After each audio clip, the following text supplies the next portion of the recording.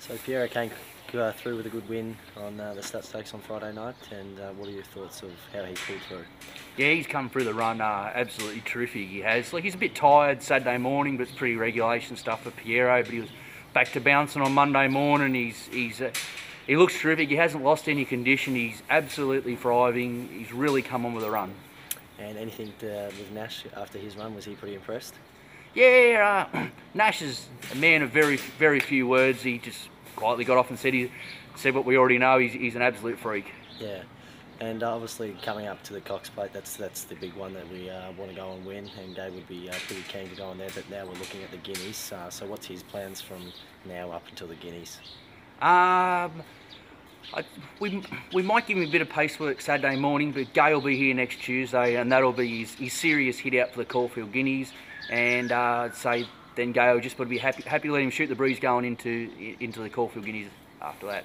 And was she pretty impressed with the win on Friday night? Yeah, she was. It was a mixture of things, but I think for most of the stable and for Gay, I know particularly myself, it was just a massive relief. You know, when you go to the races and you're $1.04 and there's a huge amount of expectation, you're terribly frightened of disappointing, and it was just a massive relief to see him win and do what we hoped, and without sort of trying to sound arrogant, what we thought he could do. Got a couple runners this weekend, one of them being the 2-year-old Rockford. How's he looking, and how did he handle the trip? Yeah, Rockford's handled the trip really well. He's a real little professional, which is the reason why we brought him down. He was sort of got a bit of an embarrassment of riches with the 2-year-old.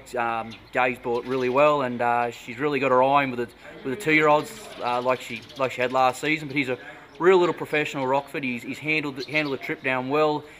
He looks great, and basically he's ready to go now. So we'll just keep him ticking over till Saturday. You also got Hallowell this weekend, and how's that pulled through? Yeah, Hallowell Bell's first up. She's been a terrific performer for the stable. She's been the most consistent mare. She's in the 1200 metre Gilgai Stakes down the straight. I think that'll suit her down to the ground, and I'd expect her to run very well. And another one, Most Joyful. Yeah, Most Joyful. I guess she'll be known now as the sister of the famous More Joyous, and she may not necessarily play in her favour, but in her own right, Most Joyful's a lovely little filly. She's done everything we've asked of her. She's like More Joyous. She's very tractable.